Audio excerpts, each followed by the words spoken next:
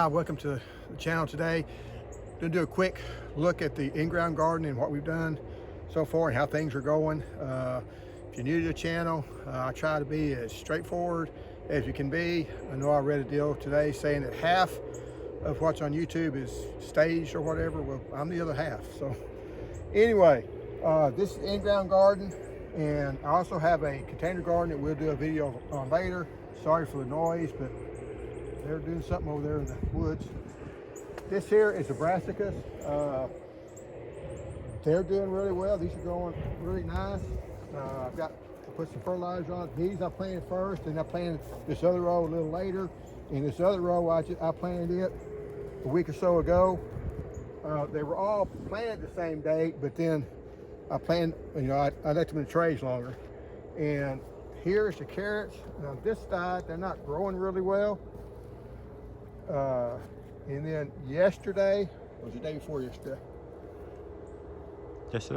Yesterday, they went out, and, no, it was the day before. Yeah. They planted the carrots, and they planted the onions, and they're looking kind of pitiful right now. But they should go ahead and come on and growing. And I'm kind of critiquing him a little bit because this second time I've seen it. First time with him.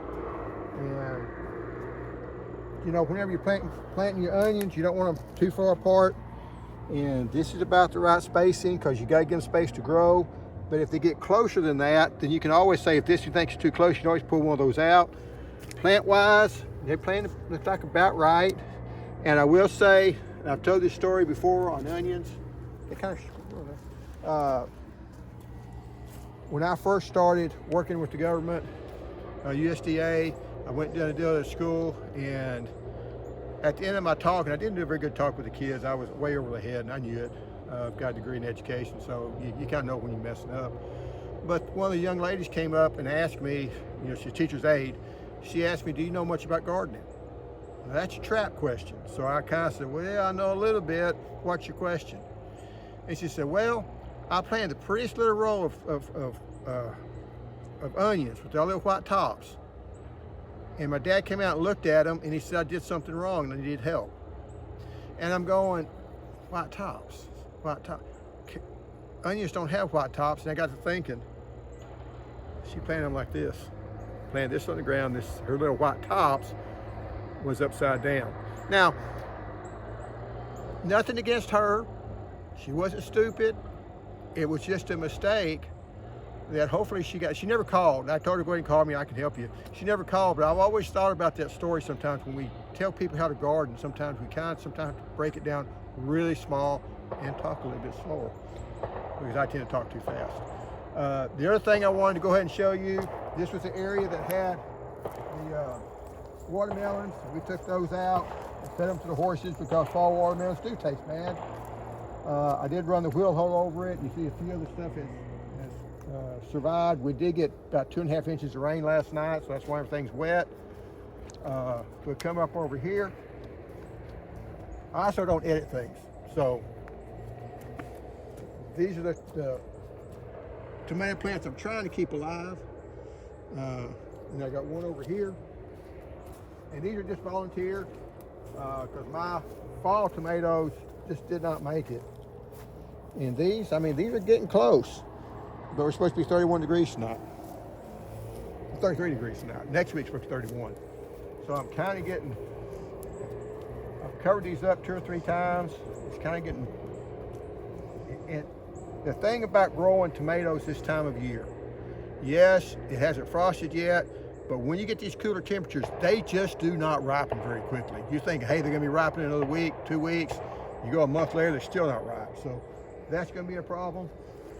I don't think they're going to make it, but I have covered them like 3 nights, 4 nights so far. And by covering them, I just throw a blanket over them. I'm not really set up. They make these really cool things that you can pull over top of it. It's got frost on it, the cloth that frost resistant. I ain't got any of those. The citrus is starting to produce. This is Mr. Mac. And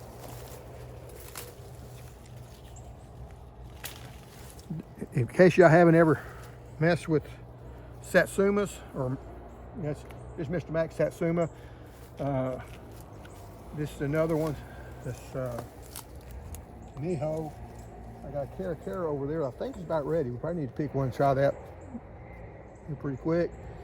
But the thing I like about your Satsumas is they just peel so easy. Like I say, you take these off and you know, you're ready to eat the thing. And I'll taste it. Have you tasted this one lately? Yeah.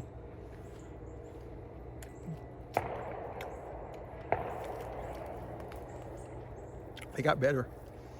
Before they didn't have much taste, kind of watery. A little bit more tartness than I like, but some people like the tartness. It is a good variety. I did have one variety, I think it was Brown Select or one of those. I didn't like it at all. But it's not as good as the pumpkin that I got in a container. So it's not bad. And then we also got over here, we'll show you the lemonade tree. And honestly, I think they're ready. We haven't. You like them? Yeah.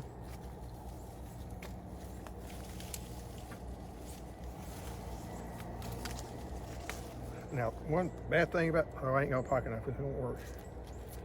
I lost my pocket knife sometime. But anyway, that's the size they are. I'll put down in the description if they taste any good. Just a minute. The thing that I don't like about them, they're not as easy to peel.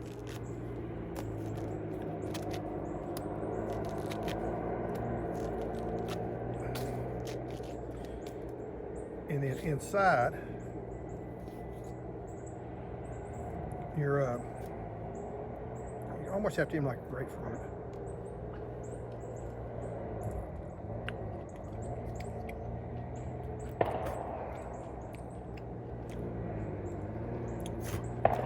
But this skin here is pretty tight. My wife will take them, peel them back like this, and eat that part out.